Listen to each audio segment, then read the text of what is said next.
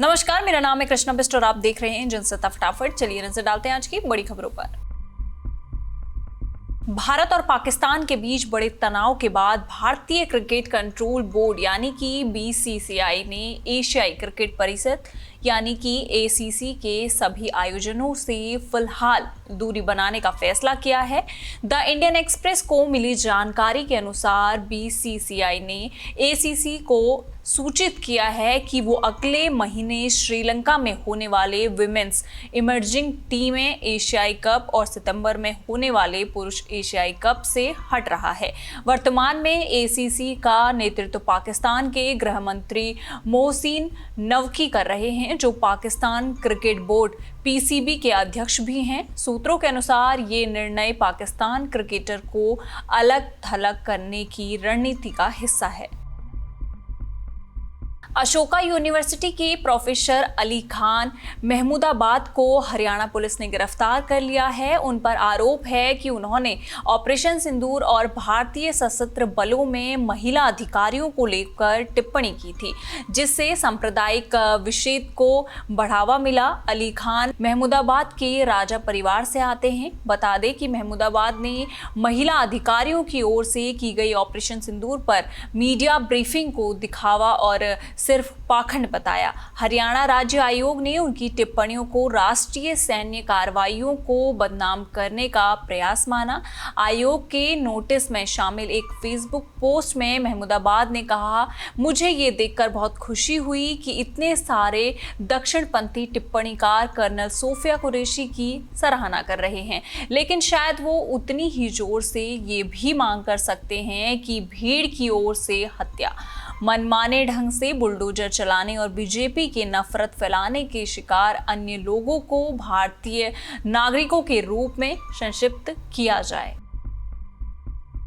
राजधानी दिल्ली में 1 जुलाई से तय उम्र पार कर चुके पुराने वाहनों को ईंधन नहीं मिलेगा। इस आदेश को सख्ती से लागू करने की तैयारी पूरी कर ली गई है। दिल्ली के अधिकतर पेट्रोल और सीएनजी पंपों पर ऐसे वाहनों की पहचान के लिए स्वचालित नंबर प्लेट पहचान कैमरे लगाए जा चुके हैं। इन व्यवस्थाओं के तहत 10 साल से पुराने डीजल और 15 साल से अधिक पुराने पेट्रोल वाहनों को पेट्रोल, डीजल या सीएनजी नहीं दी जाएगी। वायु गुणवत्ता प्रबंधन आयोग के निर्देश के बाद ये फैसला लिया गया है, ताकि दिल्ली की बिगड़ती वायु गुणवत्ता में सुधार लाया जा सके।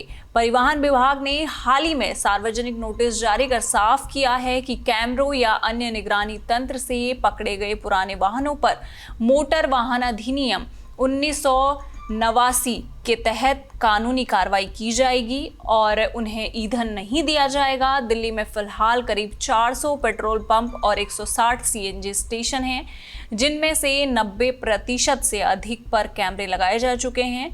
बचे हुए पंपों पर 30 जून तक कैमरे लगाने का काम पूरा कर लिया जाएगा।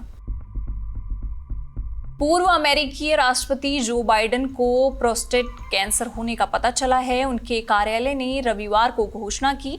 उनकी हाल में हुई चिकित्सा जांच से ये पता चलता है, जिसमें चिंताजनक बातें सामने आई हैं। पेशाब से पेशावनी के बाद उन्होंने हाल ही में मेडिकल चेकअप करवाए थे। जानकारी के मुताबिक प्रोस्टेट कैंसर की सेल उनकी हड्डियों तक फैल चुकी है। जो बाइडेन की ऑफिस की तरफ से उनके स्वास्थ्य के बारे में अपडेट दिया गया है। बताया गया है कि जो बाइडेन और उनका परिवार कैंसर के ट्रीटमेंट को लेकर विचार कर रहा है।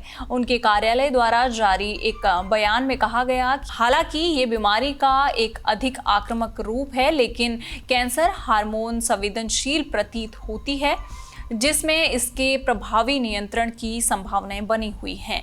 राष्ट्रपति और उनका परिवार अपने चिकित्सकों के साथ मिलकर उपचार के विकल्पों पर विचार कर रहा है। देश की राष्ट्रीय राजधानी दिल्ली समेत देश भर में मौसम ने एक बार फिर करवट ले ली है।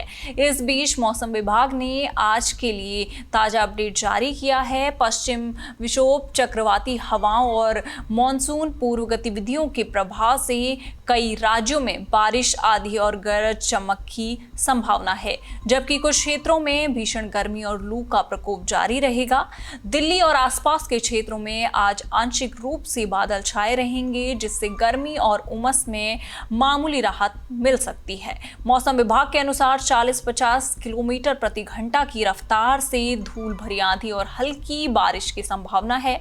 अधिकतम तापमान 40 डिग्री सेल्सियस के आसपास रहेगा, जबकि न्यूनतम तापमान 28 डिग्री सेल्सियस के करीब रहेगा।